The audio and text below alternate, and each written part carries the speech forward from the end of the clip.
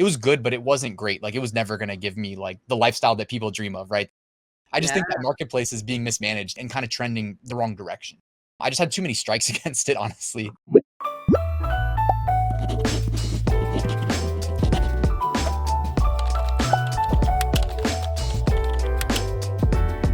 Hi, everyone. Welcome back to my channel. Today, we have a really exciting interview with Ryan Hogue, who is a 7-figure Amazon FBA and print-on-demand seller. I think this is a super valuable interview for all of my subscribers today, just to kind of learn your story, Ryan, and welcome to my channel. Ryan just has a wealth of knowledge, and it is such a value-packed interview for anyone watching. He has been featured on CNBC. He's been doing print on demand for some time now, and you just have so much experience to share. So besides that, Ryan, I wanted to start off just to let my subscribers know you a little bit more if they haven't already found your channel. You have over 100K subscribers, so I'm sure a lot of people came from your channel and maybe to my channel. But for those who don't know you, if you could share your story on how you got started with Etsy and Amazon. Well, your story started with Amazon from what you've told me. So if you could share just how you got here and what you're kind of working on now. Sure, yeah, and thanks for doing the interview for my channel too. That was great. So hopefully Yeah. you did get some subscribers there, even though your channel's doing great. I already complimented you on the quality of your content. It's been great to see. Yeah, so when I got started, it was late 2016. I really just knew that I wanted to like make some more passive income. I was working 2 jobs as a web developer, teaching web development, and I'm very much into like the complementary income stream. So I also would do like web development as a side hustle. We're just getting paid hourly, and had like I don't want to say like web hosting company and make it sound like more than it was, but I probably had like 20 to over the lifetime, probably closer to 50 clients, but at any one time, probably 20 active clients that could pay me for web hosting for the websites I had built them. It was good, but it wasn't great. Like, it was never going to give me like the lifestyle that people dream of, right? That we're all dreaming of, having enough passive income to truly be able to kind of step away and do what you want to do for whatever length of time. So I hired a coach to teach me Amazon FBA. That's where anybody wondering FBA is fulfilled by Amazon. It's not print on demand. It's pretty much the opposite. It's where I, go interview manufacturers for a product in terms of determining what to sell. There's a whole process. It's kind of using the data that Amazon makes available, looking for that gem that's like high demand, low competition, or whatever. Nowadays, it's more like medium demand, high competition. I don't know. It definitely gets more and more competitive as time goes on. But I launched, my first product and got my first FBA sale the same month that I made my first Amazon merch sale, which was my first print on demand sale. So that was super cool. That ended up being April of 2017. So Wow. it took me a while to get FBA started, and Amazon merch, I ended up just stumbling across while browsing. I think it was like the Make Money Online subreddit. Anybody familiar with reddit.com? And I had to apply to Amazon merch twice, by the way. You guys that are the Etsy sellers, it's worth noting that Amazon merch, there is an application process, and it's been a little bit almost notoriously hard to get in lately, which nobody wants to hear, but it just is what it is. Since 2022, I feel like it's been really tough. That's unfortunate, but best advice is just to keep applying. If you don't get in, just apply again, and hope for the best. They did let people in at the start of this year, so I know that they're still letting people in. It's kind of just my journey's been about, just I had this mindset of, even if I don't do any one thing really well, which my first FBA product honestly was a pretty nice success story that I still sell to this day. So sorry if you hear the micro chihuahua in the background, but hopefully she runs downstairs. I thought to myself, like, if I can just get more products out there for sale that are passively fulfilled, that I don't have to go pack and ship, that I'll make enough money to, step out from this job that I'm working and, ultimately get to whatever. I don't even know if I have a number that is like my goal, but get me closer to where I feel more comfortable with the idea of really not having to commute to work. I mean, I hated the commute, and ultimately like left my day job February of 2020 when everybody was about to work from home anyways, but that's, jokes on me. And then, yeah, like ultimately Amazon merch led me to Etsy. As soon as Etsy started allowing print on demand sellers, I think that was like late 2017 or maybe 2018. Yeah, the rest is kind of history. I just scaled the businesses up from there. That's so awesome. That's so cool, your story. And I know, like you said, you started in 2017, you quit your job in 2020, if that's correct. Yeah. So I love that it wasn't immediate, like, oh, I did well this year, I'm quitting. Like this year, I feel like that's something to note, is it does take time. And I know in our previous interview, by the way, if anyone's watching, definitely check out Ryan Hogue's channel, subscribe to him and watch the interview over there as well. I'll link it below. But you were saying that you're all about the grind, and you grinded for a few years until you saw that full-time income enough to quit. So that in itself is amazing that you did that. Outside of that, so I know you're doing FBA, you're doing merch, you're doing Etsy, and Redbubble. I know you mentioned to me that last year we could talk about how you were on Redbubble. You had the same design you said on Redbubble that didn't really sell, and you took it to Amazon merch. Or is it merch by Amazon now, I Yeah. think? They Sorry. changed it from merch by Amazon to Amazon merch on demand. So we just call it Amazon merch. Yeah. But what you were saying is that you had the same design that did really well. If you could kind of tell the story on that one design from Yeah, last. yeah. And not even one design. I kind of meant like mainly like my bulk designs for Amazon merch. One thing Yeah. I should mention actually for anyone not familiar with Amazon merch is like they allow you to sell more products or it's really more designs. You know, they'll give you a tier system. So when you start, it's like you can only have 10 unique designs available for sale. As you make sales, they'll say, okay, now you can go from 10 to 25, 25 to 100 and they just gradually increase. So, you know, me being like 6 years in at this point, I'm in, you know, tier 200,000. So like people start off tomorrow, they're in tier 10. I'm in tier 200,000. So it's a huge gap. One thing that I thought was interesting and I'm not afraid to share it because I don't think it's like a poor reflection on me is that like I upload the same stuff to Redbubble that I upload to Amazon merch. Redbubble last year in 2022 made me I think around like $2,500 profit. The same designs on Amazon merch made me just under $82,000 profit. So it's like, does that say something about me or like Redbubble? You know, I just Yeah. think that marketplace is being mismanaged and kind of trending the wrong direction. So That's what I love about like your story and how you have went to multiple platforms that you've tried out. It's almost like social media, right? Like if we posted the same short form video on YouTube Shorts and Instagram and TikTok, you're going to get a different market and a different response in those markets. And that's what I love about your story is you've done that with, you know, different platforms like Etsy, Redbubble, merch by Amazon now. And I'm sure FBA, or yeah. yeah, there I use upload automation too. So basically whatever I can like, it's really this as simple as like one click. You know what I mean? So I know you know Curtis from Merch Titans and my designs. So he made this app called Merch Titans Automation. And essentially it's like I would just load that up every morning first thing, queue up a spreadsheet. So I'd sit down and like make the spreadsheets maybe like once a month. That way they're just there. I have a spreadsheet of the spreadsheets, like a spreadsheet tracking what spreadsheets of designs I've uploaded. Getting complicated now. Sorry for anybody watching. I'm like jumping. This is years down the line, by the way. Like I don't recommend people fast forward to trying to automate their whole business away, but like Yeah. you know, I was up on, you know, Redbubble, Amazon merch, but like you can push to Spreadshirt, you could push to Zazzle, Teespring, Society 6. So I tried all that and I got plenty of designs up. And, you know, nowadays I kind of have like my recommendations of where to really prioritize. And I think a lot of times if you're not automating, it's almost not worth your time to be on like the smaller platforms. Yeah. And like even all that you're saying over, because I almost purchased one of your courses because I was like, he really knows his stuff about the merch titan and all that. And I was interested. So you have a course on this, right? About merch by Amazon and how to like grow your merch by Amazon, right? In your story. Yeah, yeah. The merch by Amazon course actually too. I just like kind of relaunched it for 2023. I would love to share that because I think that if people are having a hard time with Etsy on the platform and you're not seeing that much success, sometimes a different platform might be best for you. And as much as I teach and coach Etsy, I still think that other platforms, I mean, Amazon, the customer base on Amazon and how many customers there are or potential customers compared to Etsy, I think, what is it, like 10 times the amount of Etsy customers? It's So something crazy. yeah. So Etsy's doing well though, for what it's worth. They're doing well. oh yeah, they're growing and whatnot, but I love the idea of going on multiple platforms. That's what I personally was doing. Like I was telling Ryan on his channel that I did Shopify when I was with Etsy. I was selling basically the bestseller designs on Etsy on my Shopify, and I was seeing a really great response from that. But I ultimately started a YouTube.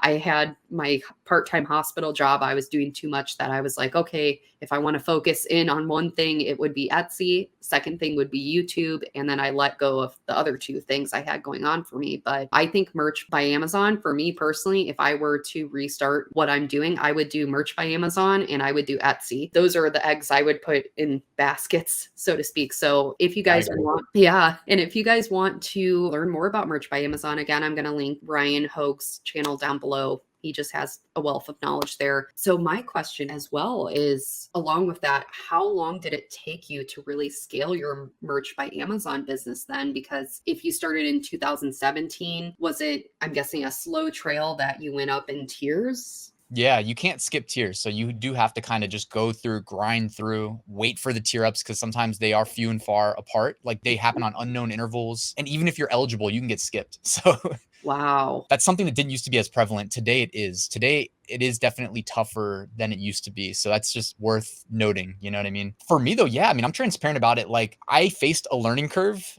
and my resource really was like, there's a Reddit community, which is like super toxic, honestly. I don't even know if it is anymore, but I know back in the day, it was just people basically complaining about lack of sales. There was almost nothing that was like helping. And then there was this like podcast of two guys that sold on merch. And it just was nice to listen to them because they always had like good banter and just like had fun with it. They were the people that introduced me to the concept of Etsy print on demand, even though I held off for like basically a year, probably not a full year, but close to it before I said, okay, I just need to sit down and do this, you know? And I mean, you know, everybody has their own story. Like today I'm more of like a machine who just sits down and it's like maximum efficiency. But back in the day, like, you know, commuting to and from work with a second job 2 nights a week, teaching web development and like just trying to figure out like how my life is really going to go, you know, put it off. And I shouldn't have done that, but I was rewarded. Like my first Etsy shop, I will say was, I don't know the exact numbers, but it was successful for sure. And I just had too many strikes against it, honestly. I was selling a lot of hats, you know what I mean? And it was during like Trump presidency where you could just say, make something great again. And they just sold. So I just wrote down the whole list of like, make 500 of those hats. And I mean, I sold plenty of shirts too. I would take my Amazon merch shirts, list them on Etsy. I mean, no brainer. But the hats really was what got me in trouble. Cause like other sellers, they're like, wait a second, you can just report people, claim that you're the original IP owner. Nobody validates it. And then they just get a strike. Okay.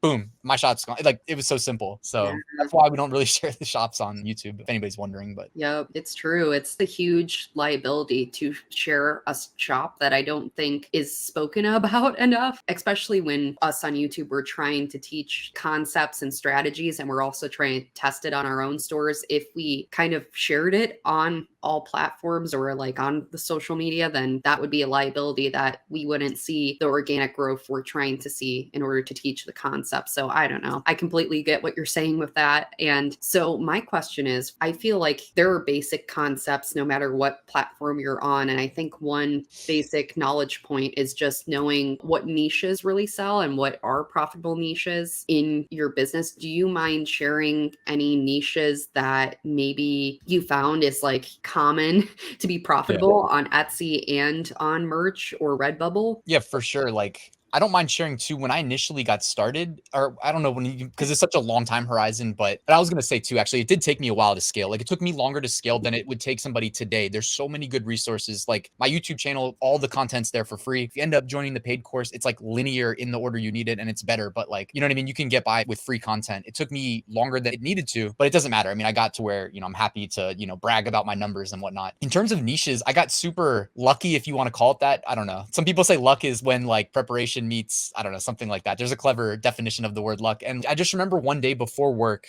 I don't know why, but I looked at Reddit like at my house before I would drive into work. And I found this thread of like, what's the funniest t-shirt you ever saw somebody wearing? And I was just like, okay. And I just started writing a list of every single good response to that thread, which took me hours. I went to work like 3 hours late that day, but a pretty casual job. So, but I just remember going in super late because I was like, I need to make sure in case this thread gets like deleted or something that I write down everything. So I had this massive spreadsheet, hundreds of ideas, not all winners, but like these are people that saw something they liked enough that it like stuck out in their head. And then they volunteered the like to share it on Reddit. So that was like, without giving like any one niche, like that was such a good, just free list of niches that was presented. So I don't know if that would like still exist today, but you might as well keep an eye on forums like that in case they do pop up organically. For me, I would say stick to what you know. Like a lot of my best-selling designs were in the sports niche just because that's kind of like my escape, you know, is the sports, primarily football, but across the board kind of sports, you know. There's apps even that send like push notifications, and sometimes that's how I keep my finger on the pulse of like what's really happening and what's going on in the sports world. If you don't have all day to sit there with like ESPN on. So it's like you can distill things down into like bite-sized chunks that help keep your finger on the pulse. And so for me, it's sometimes you see opportunity there and not with like infringing in any way. You know what I mean? Sometimes it's literally as simple as I don't even know what to say. Like there's just sometimes like a player wears a shirt or a hat, you know what I mean? And like, I'll just see that. It has nothing to do with the team they play for, anything like that. And it's not trademarked, right? You got to check that. And so I've had successes with that in the past too, where somebody's literally like doing the promotion for me, or you just go to Instagram, celebrities wear a text-based shirt that just says something funny and it's not trademarked. It's like, okay, and how many million followers do they have? Like 10 million? Okay, cool. Make that shirt immediately. I've had big successes that way. So if people want like big successes, that's probably a better answer than saying like, go sell Valentine's Day, right? and St. Patrick's Day. Yeah, I think that's so smart and such a good thing to do is kind of watch the trends. And it's just following those trends and maybe the news or things like that, and making sure also you're not in that infringement zone. Like Right. you said, I love that you mentioned that about trademarks and everything. And also what you mentioned about what are you passionate about, and maybe put that onto t-shirts. Like that's how I was as well, where I started seeing niches everywhere where I was like, oh, like I'd walk through Walmart and I'd see different t-shirts about like being a mom or like mama bear and baby bear. And I know those are like trademarked now, of course, but I just remember seeing that and I was like, oh my gosh, I didn't even realize that's like a really highly passionate niche, or like military wife, like things like that. Like people are really passionate about that, like moving multiple states every year, like it's just things like that you don't think of, but those are very passionate niches that people relate to and they love wearing shirts about what they're going through. I love that so I much. have one more. Yeah. I was just at I told you off camera, I was at a music festival over the weekend, and like I swear if you ever go to music festivals or concerts, people wear the best shirts. And I'm like that crazy person that's like walking around in their phone constantly, just writing down what I'm seeing as like Yeah. ideas. You know what I mean? Because there's some really good stuff, like some really funny ones. And that's led to me making a bunch of sales too. But it's not like because it's the secret niche where all the sales take place. It's just because that's like what I know. It's what I was doing. Yeah, exactly. I love that so much that you're just like finding inspiration. And that's what I did as well when I began. Like I took my notes app in my phone too. And I was just like, oh, that's idea. That's idea. Or like even a coworker at work would say something like once I announced that I had an Etsy business, all of my coworkers were flocking to me and saying, hey, can you make this t-shirt? I had one coworker come up to me and say, hey, we're going on a trip to Cabo. Can you make me a Cabo t-shirt for me and my husband? And it's like a anniversary trip. And then I found out that was a niche in itself, is like couples trip t-shirts, or honeymoon trip t-shirts, which is kind of obvious for honeymoon on Etsy, but I just didn't know that until my coworker came up to me. So I love that you brought that up. And for anyone watching, I think that's so valuable to just keep like your phone app or your notes in your phone, or even a spreadsheet. Spreadsheets, I love spreadsheets so much for everything and anything. So outside of that, as far as management of time, how often do you work, would you say, on the Merch by Amazon business versus like Redbubble or Etsy? Yeah, so I don't mind sharing too. When I was working like a 9 to 5 and a second job, like as a web developer, being at a computer and being a web developer for me like wasn't that challenging. So like I didn't have to work that much, you know what I mean, to like produce whatever was asked of me and do it in a good quality way. So Yeah. like I would be monetizing my time while I was at work, and like I would get crazy. Like I would remote into my desktop at home from work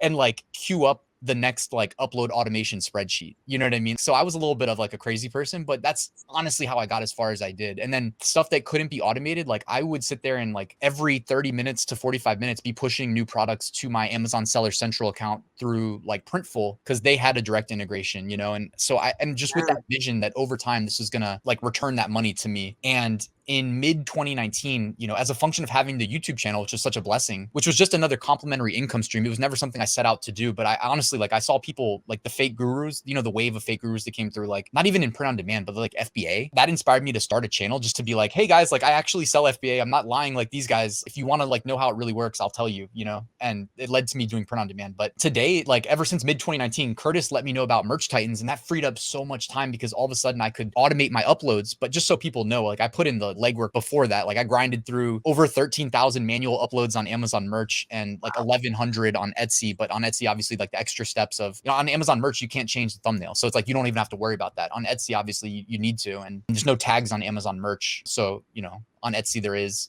And I'd manually typed out all the tags. So I've definitely put in the work. Today, everything is like very much streamlined. It's almost like my currency isn't dollars, it's time, and I'm always thinking of like how much money my time is worth and trying to maximize it. So like, I'm not going to waste time uploading to Redbubble if I can't click twice and have it automated, Amazon Merch, like automation filled my slots. Anybody wondering, you're not supposed to do that, but like I'm public that like that's the only way. Imagine if I tried to tell you guys that I was also filling up 100,000 upload slots on Amazon Merch and also having a YouTube channel with daily videos. It doesn't add up, right? So one of them had to be automated. My Amazon Merch story is probably the most unique and interesting. I don't know anybody else out there that can say this, but like, and that's one of the things that inspired like the headline for CNBC that they published in that article, which is super cool and super random. I honestly at one point thought I was just getting audited by the IRS because they reached out in June and it didn't go out until November. So Oh my So forever. gosh. Yeah, I think she got like the person I was working with got like married and like all this stuff happened on her end. So she went dark on me for a while, but it was cool to see that go live. But Yeah. I think I worked like maybe 20 hours last year on Amazon merch, like legit,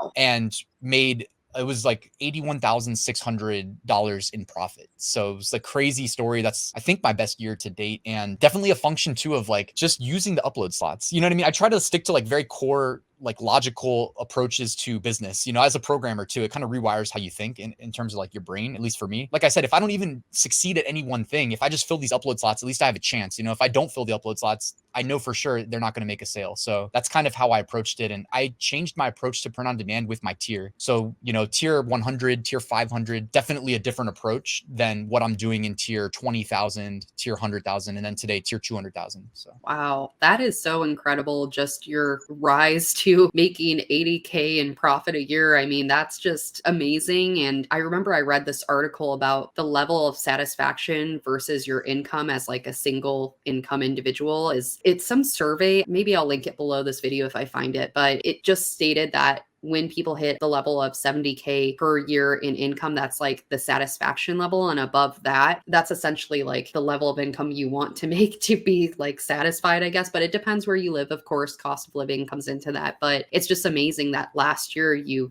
worked 20 hours and you hit that like single income satisfaction level, and above. And that's what I think about Etsy and print on demand too, is like for me, my goal has always been over 70K a year I'm happy with. And that's what I hit in my Etsy and print on demand business. You hit that with Merch by Amazon, 20 hours in 1 year. For me, it's probably like 20 hours a week I was working when I first built my store, but now, it's went down quite a bit where I don't really work on my Etsy store more than an hour a week. So, factoring all that in with at least for my customer service, because with your Merch by Amazon, there's no customer service, right? As yeah, far there's no customer service. They just pay you a royalty. That's one of like the huge benefits of that, and also they're sold by Amazon on the front end. So if you see my FBA products, like you'll see my brand, but you see the seller as well. So there's like kind of like two associations with me. My merch listings just say sold by Amazon, Amazon merch on demand. They put a little logo there now too, which increases the conversion rate, and they also added enhanced brand content to all the listings as well. So it's like they know the value of their business more than we do, but they're making strides behind the scenes to like do things that benefit us as well as them.